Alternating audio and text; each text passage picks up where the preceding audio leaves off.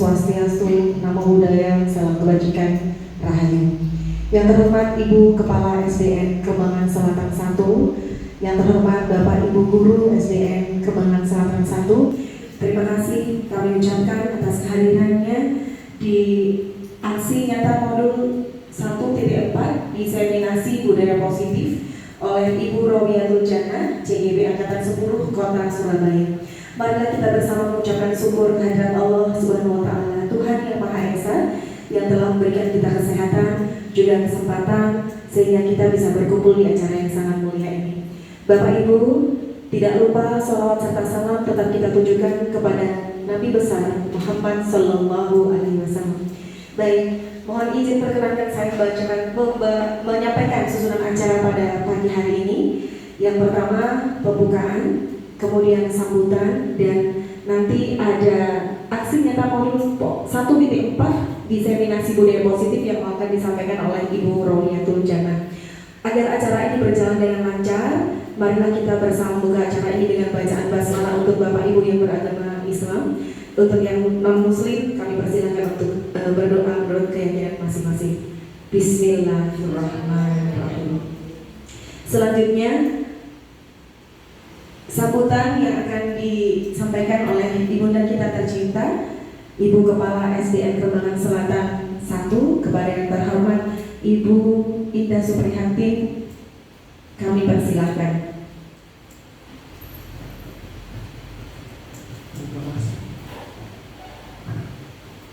Assalamualaikum warahmatullahi wabarakatuh. Selamat pagi, salam sejahtera bagi kita semua. Yang saya hormati Bu Jana selaku CGP Angkatan 10, Bapak Ibu Guru SDN Kembangan Selatan 1. Tanpa kita senantiasa selalu bersyukur kehadirat Allah SWT atas limpah rahmatnya kita bisa mengikuti diseminasi di pagi yang cerah ini dalam keadaan sehat walafiat. Bapak Ibu yang saya hormati, pada kesempatan yang berbahagia ini teman kita Bu Jana, ya, Bu Robiatul Jannah, melaksanakan diseminasi budaya positif. Ya, beliau mendiseminasikan dari CGP, ya, calon guru penggerak angkatan 10. Nah, dari diseminasi budaya positif, hendaknya nanti bisa, ya, kita terapkan ke anak didik kita. Ya, nanti mari kita bersama-sama mengikuti kegiatan ini. Kita serap baik-baik ilmu, ya, karena ini budaya positif sangat bagus sekali. Nah, untuk kita, bukan kita sebagai pendidik, bisa kita terapkan ke anak didik kita. Ya, kedepannya supaya SDN Kembangan Selatan 1 lebih maju, anak-anak semuanya berkarakter yang baik, ya, dengan adanya pembekalan, ya, karakter-karakter dari anak-anak kita kedepannya semoga senantiasa lebih meningkat kembali. Ya, terima kasih Bu Jana, ya, telah melaksanakan diseminasi kepada teman-teman kita. Yang lainnya mungkin bisa mengikuti, ya, untuk kegiatan berikutnya. Mungkin ada pendaftaran CGP, monggo kita ikuti bareng-bareng, ya. Jadi semuanya saya harapkan guru-guru dari SDN Kembangan Selatan 1 bisa menjadi guru penggerak semua, ya, karena dengan guru penggerak, ya, insya Allah bekal panjenengan semua nanti bisa melangkah ke depannya lebih bagus lagi. Ya, sekali lagi terima kasih, ya, sukses selalu untuk Bu Jana, ya. Semoga kegiatan ini diberi kemudahan, juga langkah-langkah Bu Jana mengikuti CGP besok diberi kemudahan, ya, diberi kelancaran, sukses selalu untuk kita semua. Ya, terima kasih. Kurang lebihnya mohon maaf. Saya akhiri. Wassalamualaikum warahmatullahi wabarakatuh. Terima kasih kami haturkan kepada Ibu Kepala Sekolah SDN Kembangan Selatan 1, Ibu Indah Suprihatin, SPD MSI. Selanjutnya kita langsung menuju ke acara puncak, yaitu diseminasi budaya positif aksi nyata modul 1.4 oleh Ibu Robiatul Jannah, JGB Angkatan 10 Kota Surabaya. Tepuk tangan yang meriah.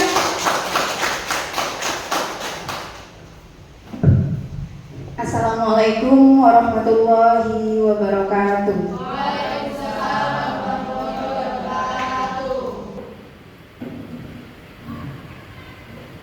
Yang terhormat Kepala SDN Kerembangan Selatan 1, Ibu Ida Supriyatin SPD MSI.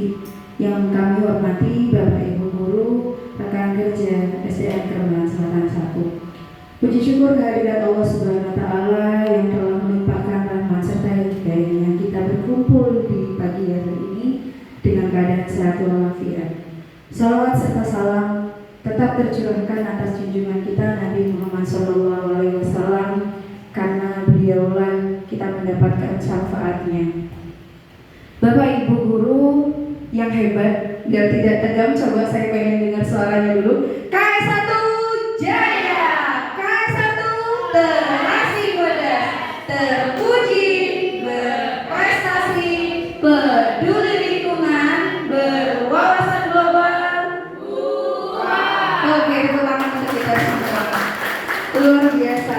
Bapak Ibu, hari ini kita belajar bersama. Jadi di sini saya sedikit sharing mengenai apa yang sudah saya dapatkan di pendidikan guru penggerak. Kebetulan saat ini saya sedang menempuh pendidikan guru penggerak di angkatan 10 Kota Surabaya sampai di modul pertama. Jadi ini penutupan di modul pertama, masih ada 3 modul ke depan. Nah, di sini kita akan belajar bersama, bukan berarti saya berniat untuk menggurui jenengan, boten. Jadi alhamdulillah saya diberikan kesempatan lebih awal untuk mendapatkan ilmu ini, dan mudah-mudahan bisa bermanfaat untuk kita semua. Nah, sebelumnya biar gak tegang-tegang, kita tes kemampuan awal. Kira-kira bagaimana pendapat Bapak Ibu Guru semua mengenai yang pertama? Pemberian hukuman itu sebenarnya dapat mendisiplinkan siswa. Betul apa salah ya kira-kira? Belum tentu, oke. Apalagi, yuk jangan ragu, silakan. Bisa juga, oke. Di sini ada yang jawab, Pak Arin bisa juga, katanya Bu Asti. Belum tentu itu, oke. Bagaimana dengan pernyataan yang kedua? Pemberian hadiah itu meningkatkan prestasi siswa. Iya bisa, oke. Ada lagi? Iya, oke. Kita lanjutkan dengan pernyataan yang ketiga. Guru itu seharusnya memberikan solusi untuk siswa yang bermasalah. Iya, oke. Kita sepakat. Selanjutnya, guru harus selalu memposisikan diri sebagai teman siswa. Oke, katanya Mem Evi, sometimes, kadang-kadang itu perlu gitu, oke. Terus yang lain bagaimana? Oh, kalau saya yes ya. Oke, nah, kurang lebih nanti kita akan membahas, mengupas bagaimana pemikiran kita tentang pernyataan-pernyataan tersebut. Di modul ini saya mendefinisikan 6 konsep. Jadi konsep budaya positif itu terdiri dari yang pertama, ada disiplin positif, ada motivasi perilaku manusia, ketiga kebutuhan dasar manusia, posisi kontrol, keyakinan kelas, dan yang terakhir adalah segitiga restitusi. Mungkin sebenarnya Bapak Ibu Guru ini dari keenam-enamnya sudah melakukan itu tanpa disadari. Cuman mungkin istilahnya yang kurang familiar. Nah, barangkali ada dari 6 ini yang sedikit itu apa ya? Kira-kira poin yang keberapa ya yang bagi Bapak Ibu Guru itu baru? Yang keenam, oke. Nah, kita bahas dari yang pertama. Nah, biar gak tegang, coba di sini kita akan permainan. Sudah duduk berdua, berdampingan? Oke. Kita bertiga. Iya bertiga, mungkin nanti yang satu bisa bareng sama saya ya Pak. Jadi diposisikan bahwa Bapak Ibu ini rekan sebelahnya itu adalah peran A dan peran B. Peran A di mana jenengan itu sekarang berandai-andai sesuatu yang paling istimewa, sesuatu yang paling berharga. Silakan genggam.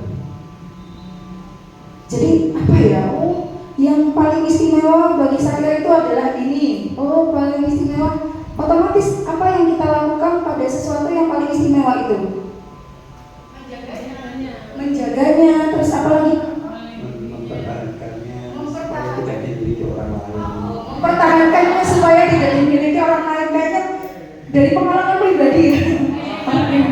Terus apa lagi? Mempertahankannya. Terus melindunginya, menyayangi, merawat. Oke. Sekarang sesuatu yang berharga itu kita genggam erat. Dan yang teman kita yang sebelah itu coba lakukan. Bagaimana caranya teman kita ini yang sesuatu yang berharga itu bisa terbuka, bisa kita ambil. Silakan, bisa jatuh-jatuhan enggak ya? Jadi silakan lakukan cara, bisa dengan cara merayunya atau dengan paksa. Silakan. Hitungan ketiga nanti saya pengen tahu caranya siapa yang bisa membuka. 1, Pak Arif bisa sama Pak yang buka. Ada yang 1 membuka, ada yang 1 yang oke. 1, 2, 3 silakan. Ayo, bagaimana caranya? Oke, sudah dapat kah Bu? Bagaimana caranya Bu? Tolong dibuka. Bisa ya?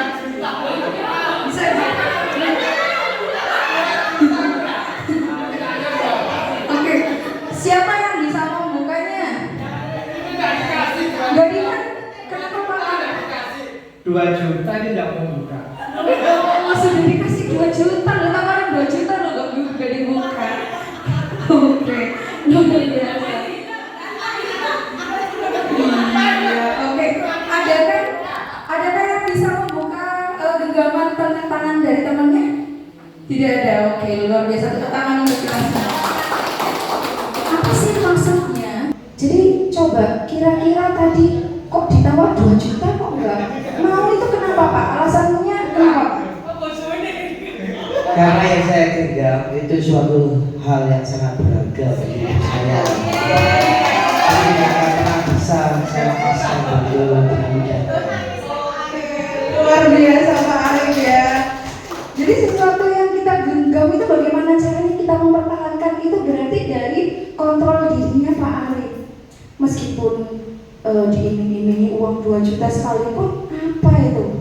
Nah, kita belajar konsep seperti ini. Jadi bagaimana kita mempertahankan, mengontrol diri kita. Bukan karena kita melakukan sesuatu itu karena ingin pujian atau ingin uang seperti yang ditawarkan Pak Gatot. Nah, ini konsep inilah yang ingin kita tanamkan kepada anak-anak.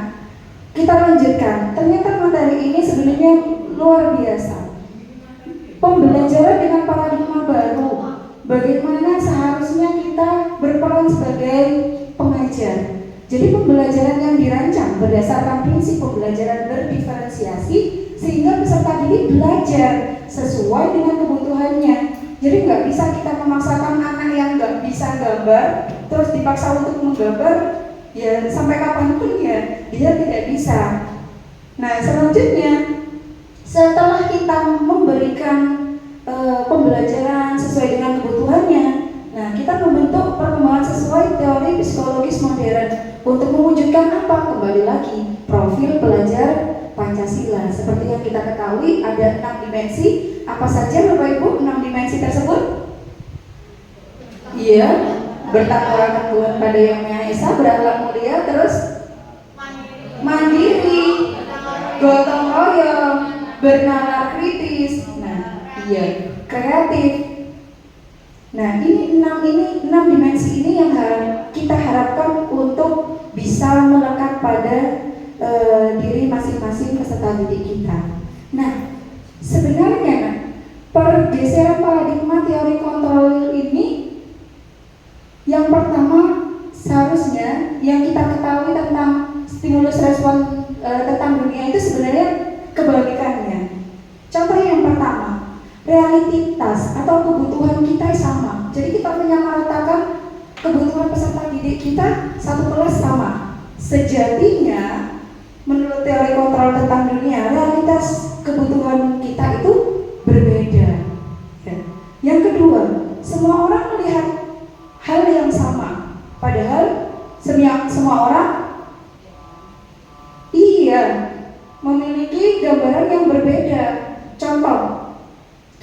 melakukan hal sepele. Bu Nina coba Anda perhatikan yang ada di sekeliling ruangan ini. Bu Nina terpana dengan sesuatu apa? PPT. Oke, selanjutnya Bu Narmi bisa apa yang membuat Bu Narmi terkesan dari kelas ini? Sejuk. Nah, di tempat yang sama, dalam waktu yang sama, ternyata yang difikirkan oleh Bu Nina dan Bu Narmi tentang kelas ini itu sudah berbeda. Nah, itu. Yang ketiga, kita mencoba mengubah orang agar berpandangan sama dengan kita. Itu salah. Kenapa? Kita berusaha. Seharusnya kita berusaha memahami pandangan orang lain tentang dunia. Selanjutnya, perilaku buruk itu dilihat sebagai sesuatu kesalahan. Padahal semua perilaku memiliki tujuan. Nah, ini kurang lebih konsep seperti inilah yang kita geser. Mari kita geser bersama-sama paradigma tentang teori kontrol yang salah. Orang lain bisa mengontrol saya, padahal sejatinya hanya kita sendirilah yang mengontrol kita sendiri. Jadi kayak tadi Pak Arif ditawar uang 2 juta, nggak mau, karena Pak Arif punya kontrol dirinya sendiri, meskipun dengan rayuan dari Pak Gatot. Pemaksaan ada pada saat bujukan yang gagal. Ketika dibujuk nih tadi, dibujuk uang 2 juta nggak mau, lama-lama kesuwen, dipaksa. Nah, gitu. Padahal dengan berkolaborasi dan konsensus itu akan menciptakan pilihan-pilihan baru, jadi alternatif-alternatif baru. Dan yang terakhir adalah model berpikir menang kalah. Itu seharusnya kita geser Bapak Ibu. Jadi di sini ketika ada konsep ini loh menang, terus otomatis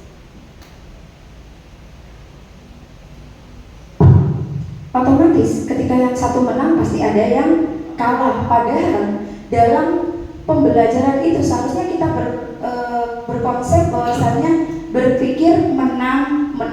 Jadi anak ini menang di unggul pada potensi yang mana? Yang satu juga menang, tapi di potensi yang lain, seperti itu. Oke, kita lanjutkan pada. Nah,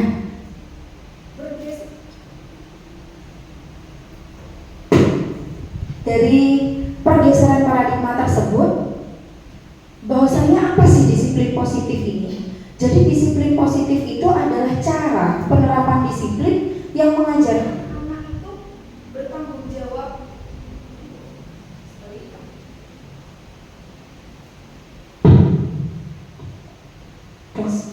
Jadi cara penerapan disiplin yang mengajarkan anak untuk bertanggung jawab dan menumbuhkan kesadaran diri berdasarkan nilai-nilai kebijakan. Dan yang kedua, lebih ke arah disiplin yang dapat mengontrol dirinya dalam melakukan suatu tindakan. Jadi bukan atas motivasi yang lain. Nanti kita bahas. Dan yang ketiga, dapat membuat murid memahami dan menyadari berdasarkan motivasi internal, bukan akibat paksaan, pujian atau hukuman. Nah, ini kita akan membahas tuntas setajam silet ini. Nah, Bapak Ibu, ternyata kenapa sih alasan anak kita melakukan sesuatu? Jangankan anak kita kembali ke kita pribadi. Kita pasti melakukan sesuatu ada motivasi. Nah, di sini ada 3 motivasi. Yang pertama untuk menghindari ketidaknyamanan atau hukuman. Yang kedua, untuk mendapatkan penghargaan atau imbalan dari orang lain. Dan yang terakhir adalah untuk menjadi orang yang mereka inginkan dan menghargai diri sendiri dengan nilai-nilai yang mereka percaya. Dari ketiga motivasi ini, Bapak Ibu, saya mau refleksinya.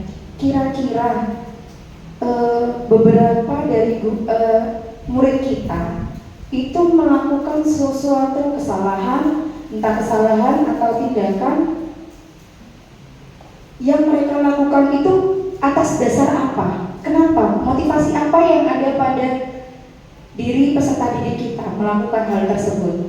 Jadi yang pertama untuk menghindari hukuman, yang kedua untuk mendapatkan penghargaan, dan yang ketiga untuk menjadi orang yang mereka inginkan. Kira-kira dari tiga sudah dibayangkan ya, oh anak saya ini kira-kira sepertinya termotivasi karena ini, termotivasi karena ini.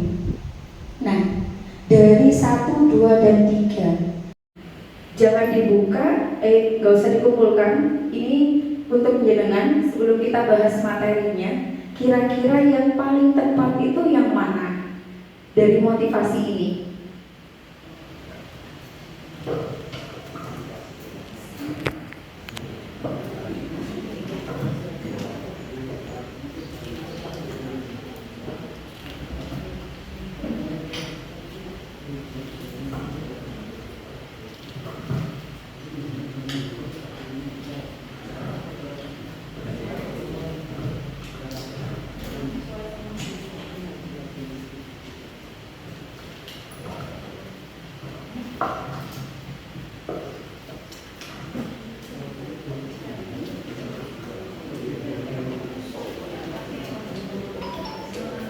Baik, dari 3 motivasi ini kira-kira yang mana yang mendasari tingkah laku anak-anak? Iya, secara umum boleh.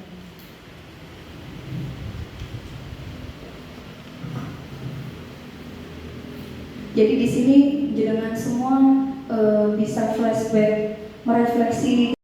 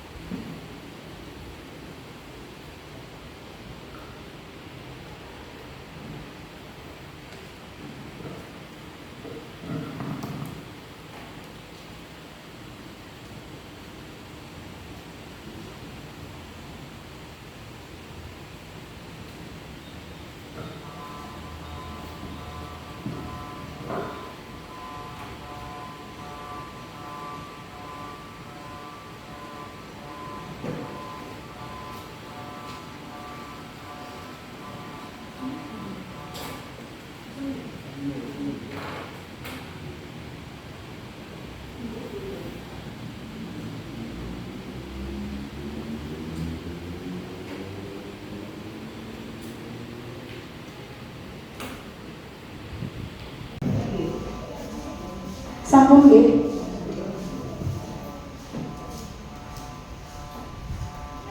Oke.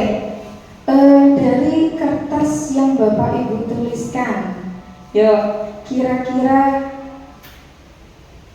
ada yang mau berpendapat atau menyampaikan hasil karyanya?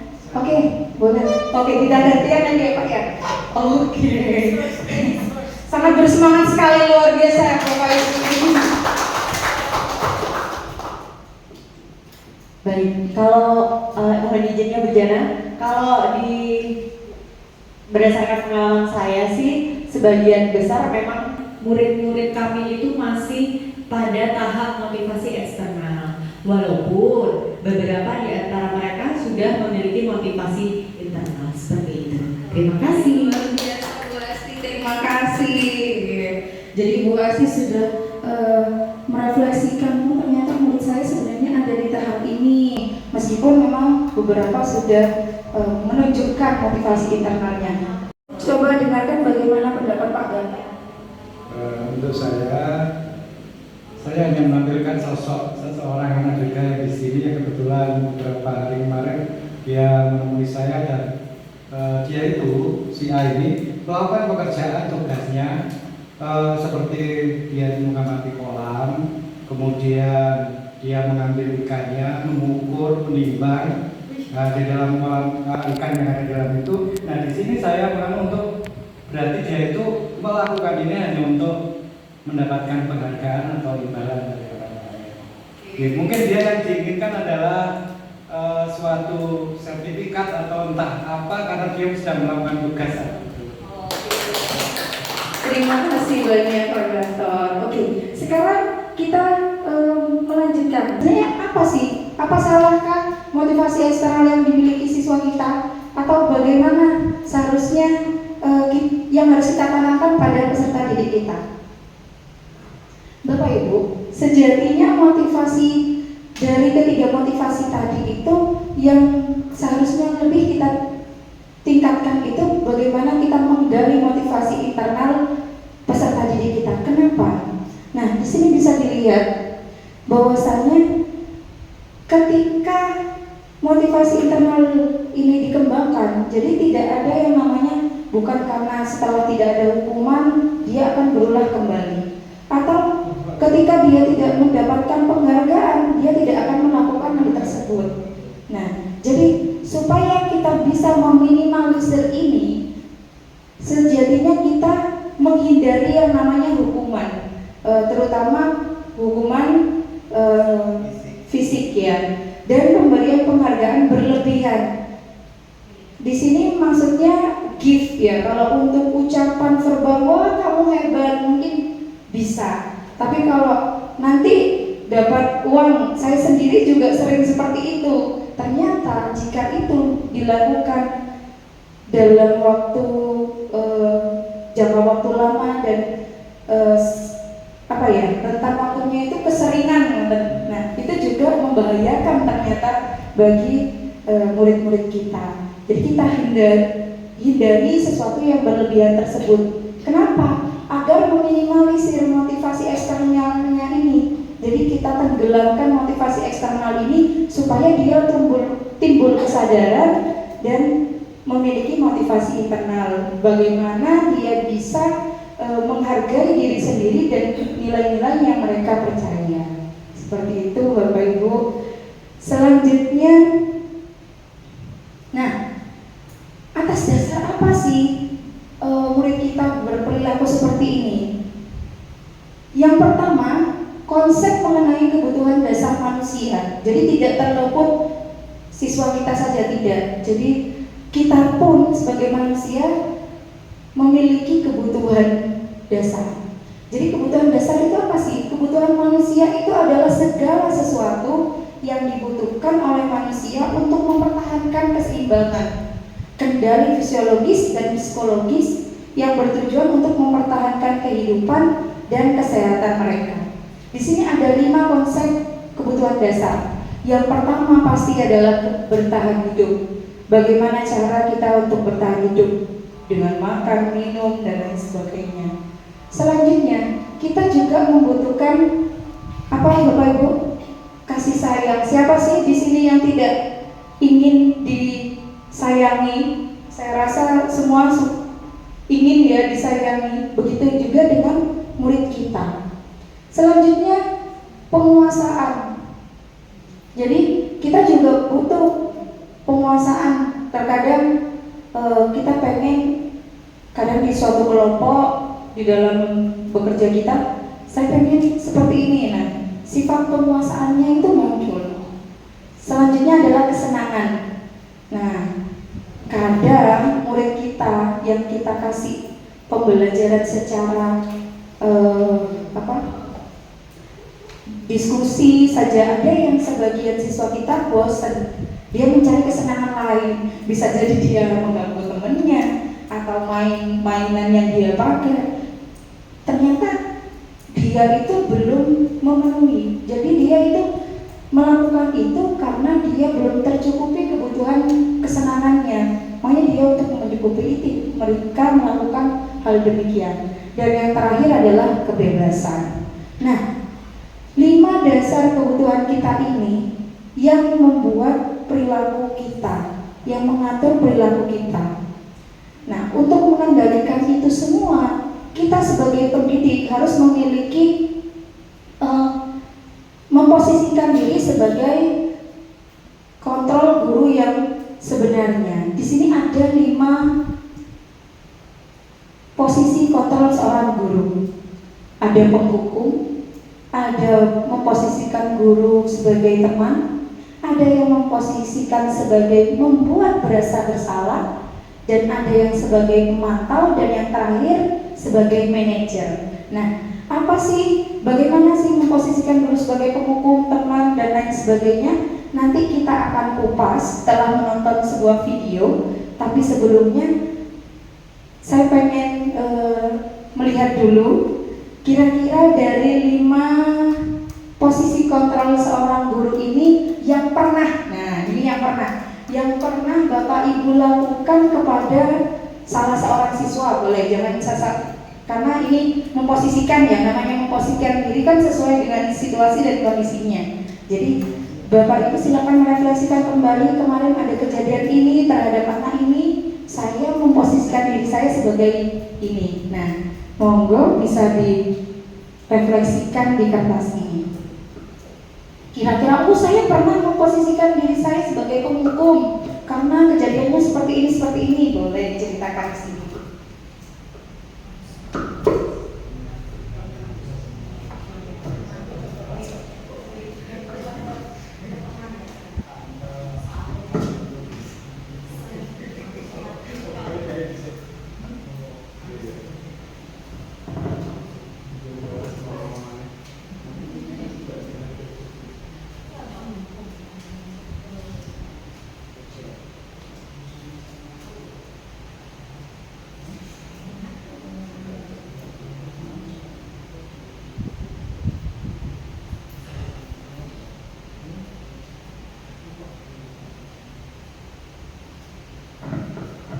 Monggo silakan ditulis.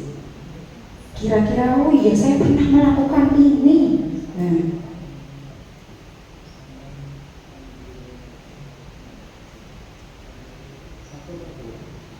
boleh satu atau kan luar biasa Pak, Anda bersemangat sekali. Mau dituliskan semua juga boleh Pak.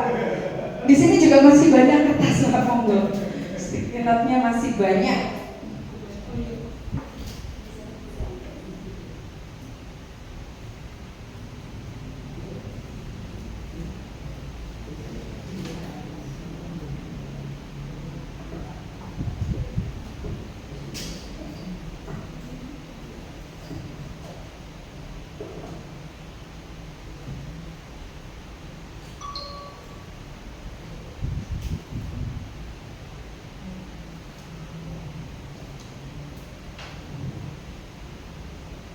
Semangat sekali ya Bapak Ibu Guru.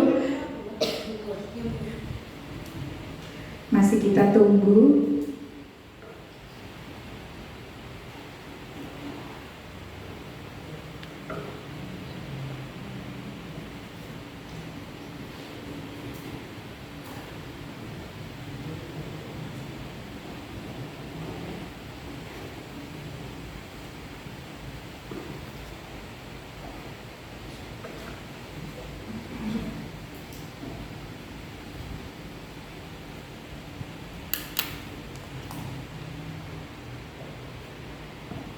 Baik, saya lihat sudah banyak yang sudah selesai.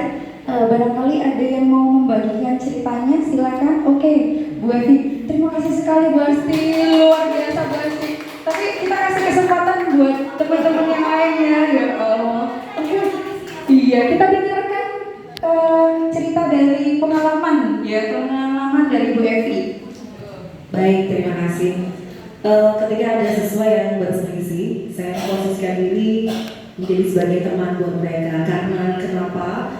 Kalau saya memposisikan diri sebagai guru, mereka tidak akan berterus terang apa yang sebenarnya terjadi. Jadi saya posisikan diri sebagai teman, jadi dua-duanya bisa bercerita bebas ke saya, sehingga saya bisa menentukan punishment seringan-ringannya sebagai pembelajaran dengan tujuan tidak akan terulang lagi dan menjadi contoh untuk teman-temannya bahwasanya yang seperti itu no excuse di kelas kita, di sekolah kita, seperti itu. Matur nuwun Bu Evi, luar biasa kisahnya. Jadi Bu Evi pernah bercerita bahwasannya memposisikan dirinya sebagai teman. Oke, cerita yang lain. Kenapa Pak? Nggak ada? Tidak sependapat sama Bu Evi. Oh, tidak sependapat dengan Bu Evi, bebas Pak. Iya, oke. Pak Gatot mau menanggapi? Nah, ini pengalaman saya sendiri. Kalau saya sebagai teman ketika menyelesaikan sesuatu kalau dua orang yang sedang berselisih, jarang bisa clear kedua-duanya. Di sini saya akan sebagai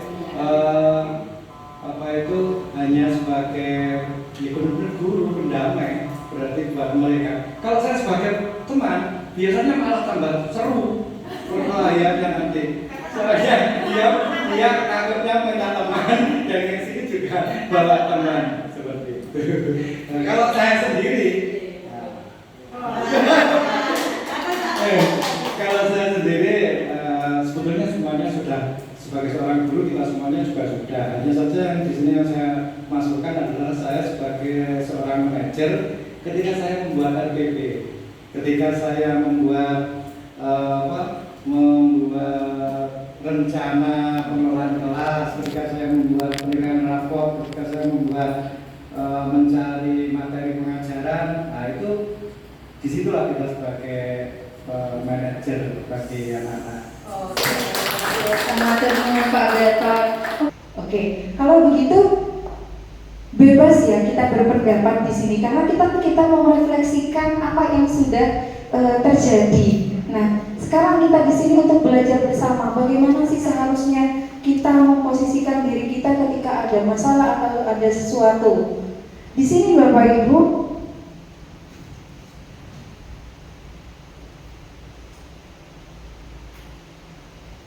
nah, kita ketahui bahwasanya posisi kontrol seorang guru ini ada 5. Yang pertama penghukum, teman, pembuat merasa bersalah, pemantau, dan manajer.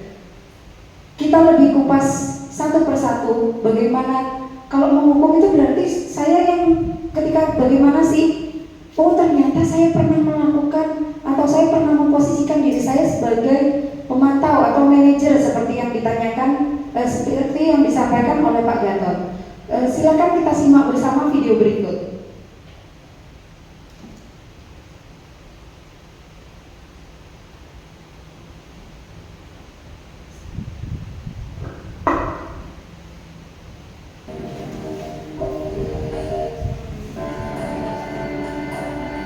Monggo kita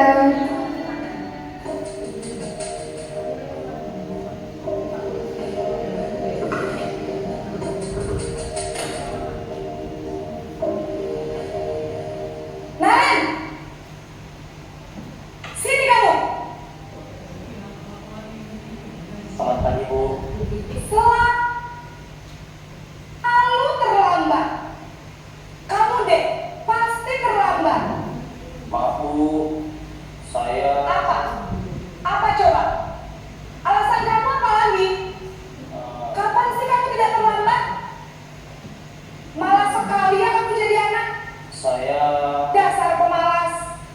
Gak kapok-kapok sih kamu. Sudah berapa kali terlambat? Sana, kamu keliling lapangan basket 2 kali. kenapa saya harus ke lapangan basket Bu? Kenapa? Kamu melawan ibu. Berani-beraninya jawab. Sudah terlambat, masih berani jawab pula. Sekarang, keliling lapangan basket 5 kali sekalian. Biar kapok. Cepat. Pergi sana ke lapangan basket. Baik. Tadi di posisi sebagai penghukum. Nah, kira-kira bagaimana pendapatnya? Ada yang bisa memberi pendapat? Iya, gimana Bu Asti? Kalau menurut saya berdasarkan video itu kok kurang tepat ya, karena anaknya itu benar-benar tidak diberi kesempatan untuk menjelaskan kira-kira dia itu terlambat karena apa. Malah saya sendiri malah mikir nih kalau saya jadi gurunya ternyata ada sesuatu di belakang anak itu yang terjadi, malah saya yang akan menyesal seumur hidup yang ada kan ya. Seperti itu kira-kira. Terima kasih. Tepuk tangan untuk Bu Asti. Karena masih ada nanti kita kumpulkan ya tadi dari Bu Asti itu sebenarnya kita harus tahu seluk-beluk kenapa alasan anak ini berbuat seperti itu. Dari posisi sebagai tadi penghukum. Oke. Kita saksikan video yang kedua. Monggo Bapak Ibu sambil di makan dulu di sini.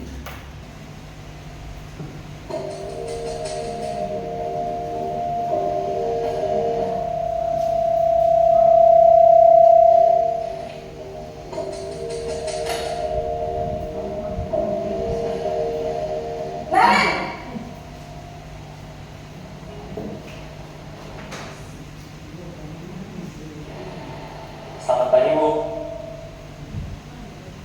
Bu, Naren.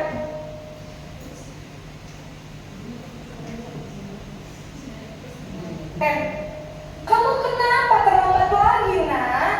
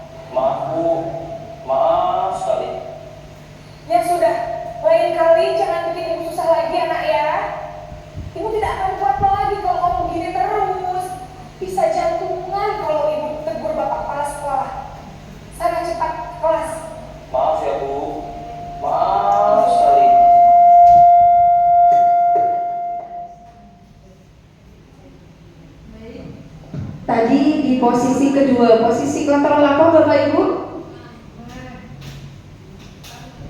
Teman, ada yang apa? Posisi kontrol apa?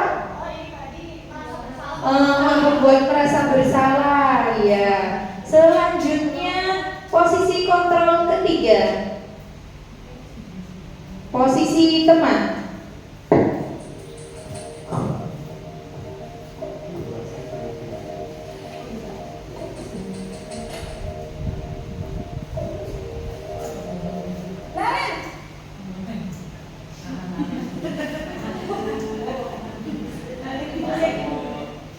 Wah, sudah jam berapa ini, Nak?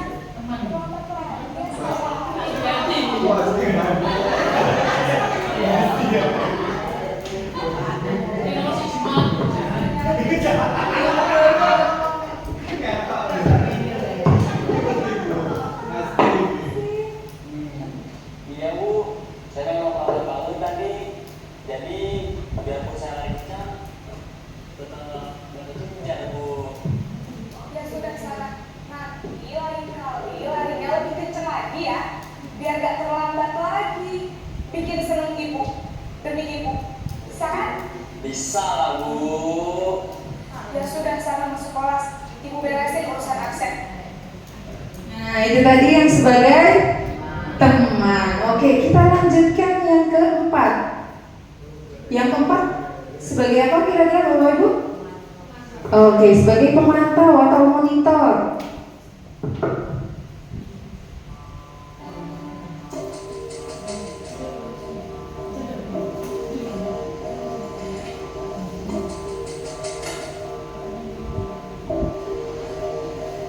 Naren,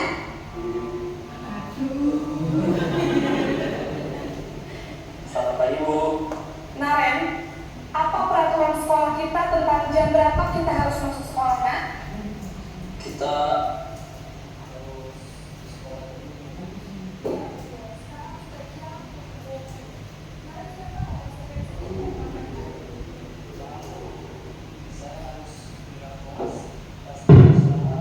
selama 20 menit.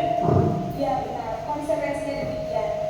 Jadi nanti jam 9.30 pas istirahat, kamu harus tinggal di kelas, kerjakan tugas tambahan untuk ketertinggalan kamu, ya? Baik Bu. Dan yang terakhir sebagai manajer.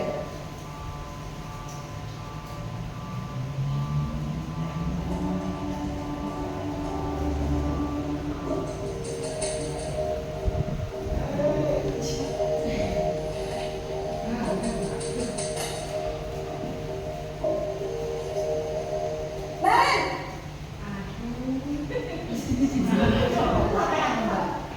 Selamat pagi Bu. Selamat pagi, Naren. Maaf Bu, saya terlambat.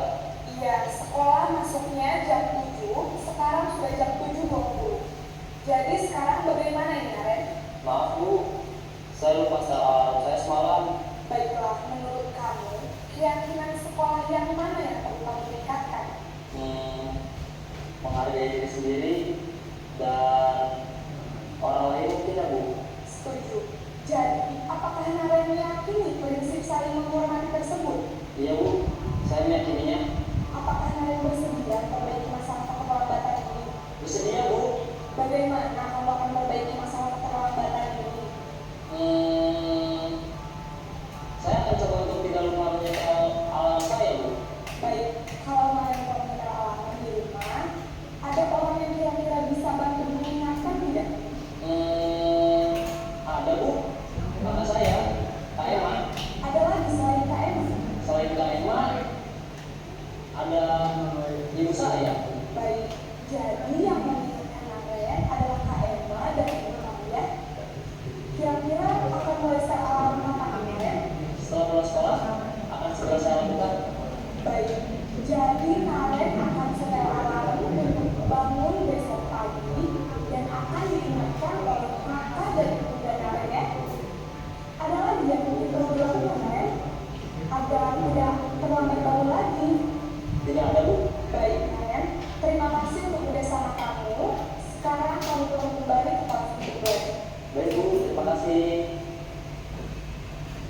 Oke, tadi sebagai apa Bapak Ibu? Manajer.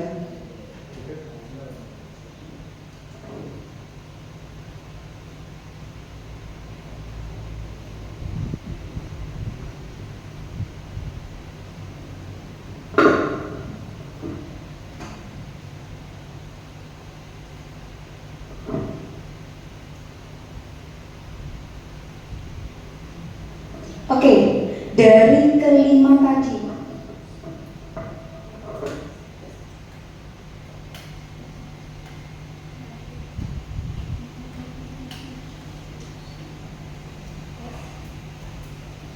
Tes, oke, tes.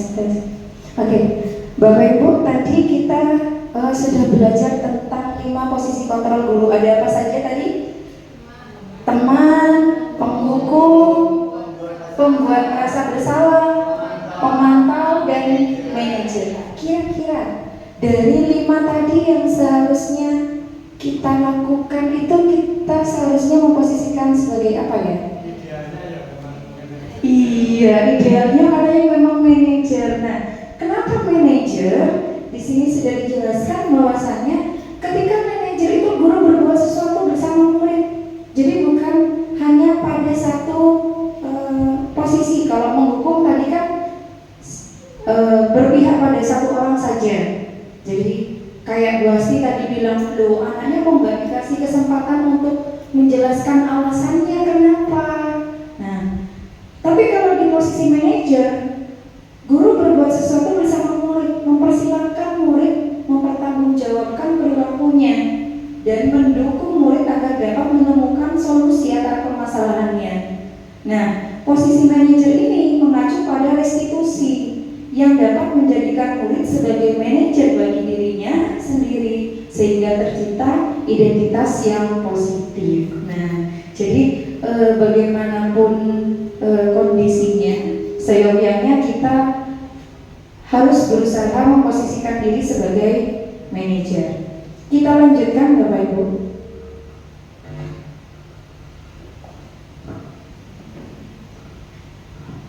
Nah, di posisi manajer tadi kita menanyakan keyakinan, ya, keyakinan yang mereka miliki.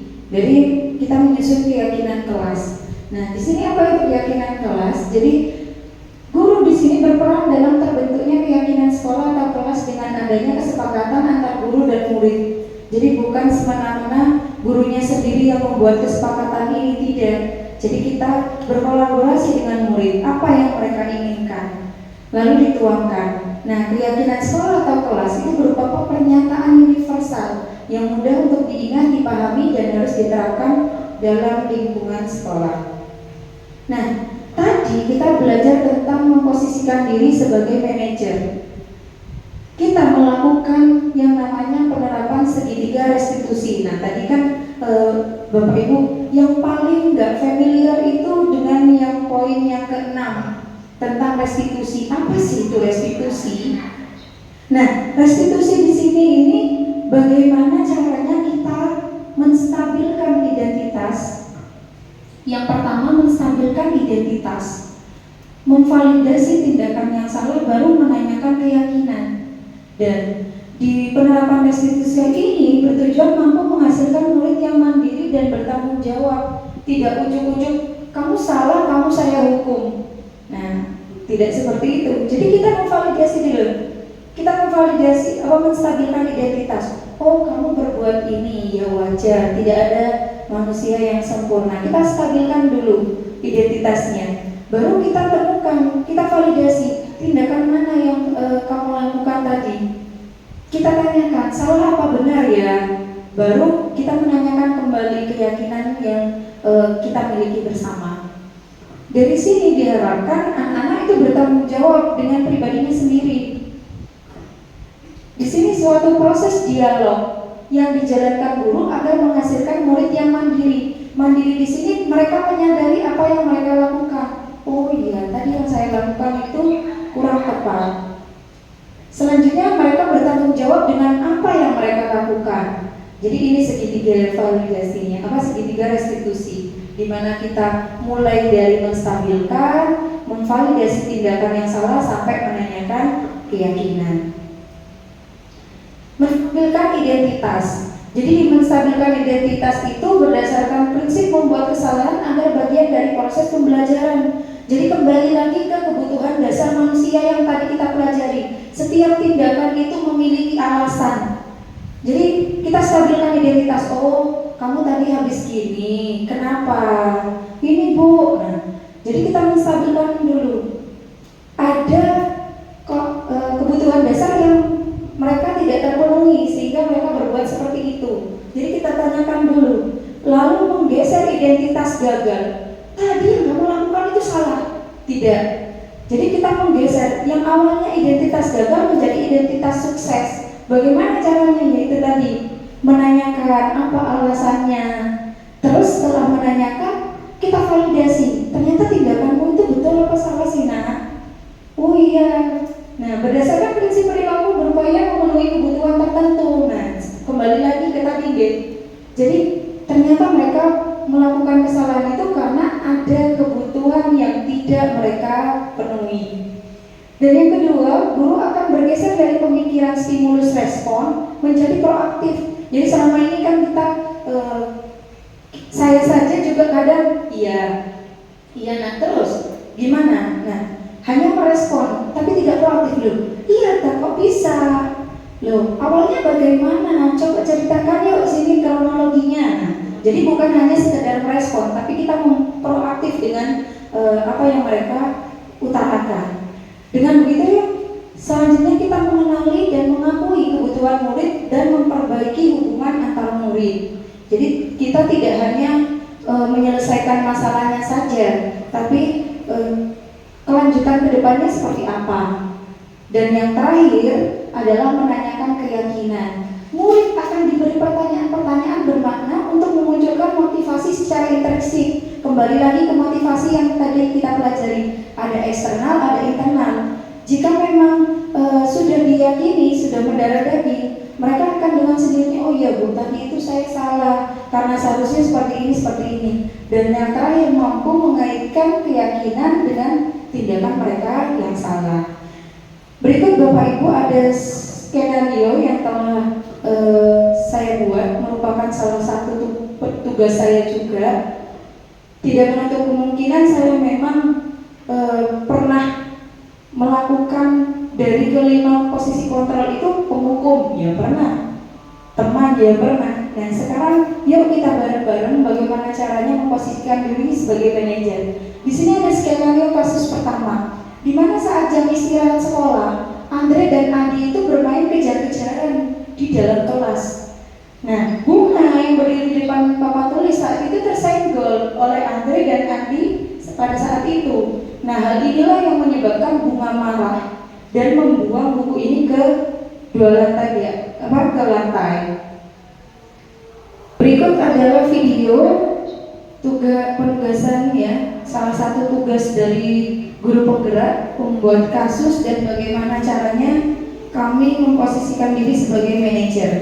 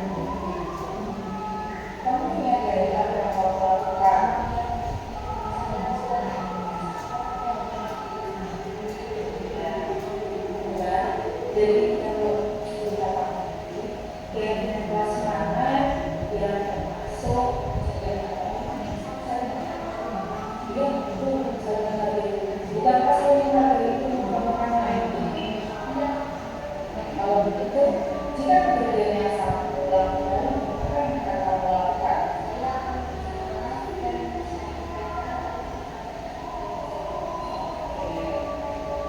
Betul sekali. Dengan lebih sabar, mengelola emosi, itu akan menjaga kerukunan. Kalian bisa saling menghargai satu sama lain. Iya, sama-sama. Bersabar ya, Nak. Waalaikumsalam. Nah, itu tadi kasus mengenai bunga yang tersenggol temannya sedang lari-larian. Jadi mereka kita tanyakan dulu.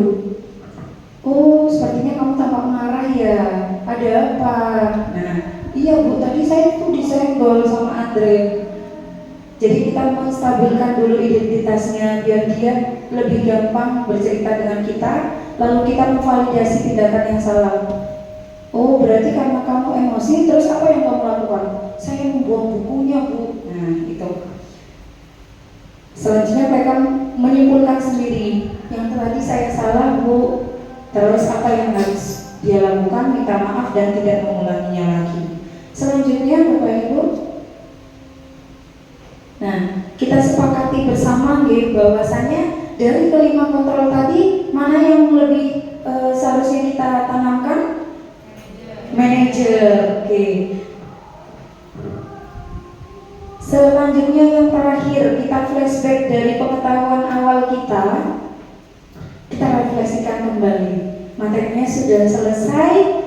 Nah, tadi kita sudah tes kemampuan di awal ya. Yang pertama, bagaimana pemberian hukuman? Apakah dapat mendisiplinkan siswa? Tidak. Pemberian hadiah meningkatkan prestasi siswa? Juga tidak.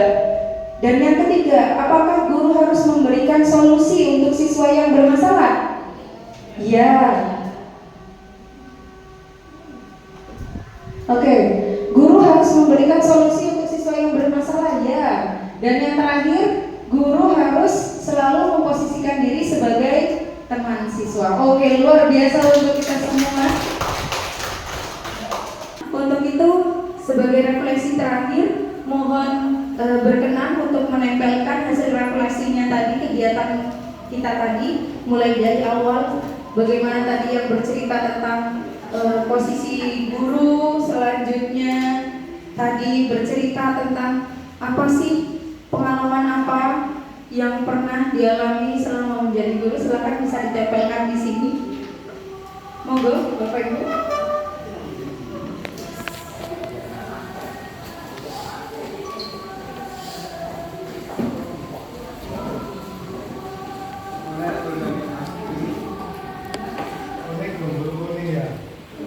Bebas Pak. Berbeda itu indah. Luar biasa Bapak Ibu ini.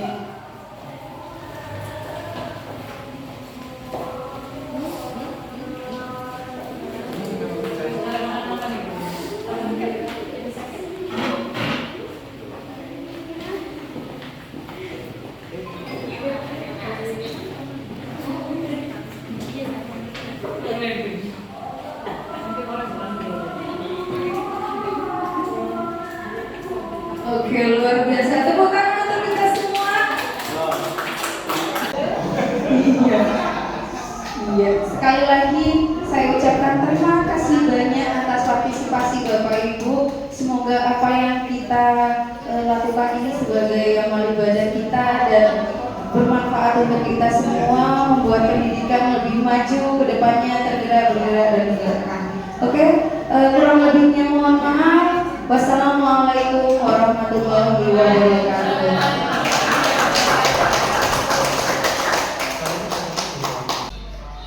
Assalamualaikum warahmatullahi wabarakatuh. Saya Mem Evi dari SDN Kembangan Selatan 1 Surabaya mengucapkan terima kasih kepada Ibu Rawiyatul Jannah SPD yang sudah berbagi kebiasaan positif untuk kami semuanya para guru di sini. Alhamdulillah banyak sekali pengalaman yang dibagikan dan insya Allah akan saya terapkan demi pembelajaran yang terbaik untuk anak-anak semuanya.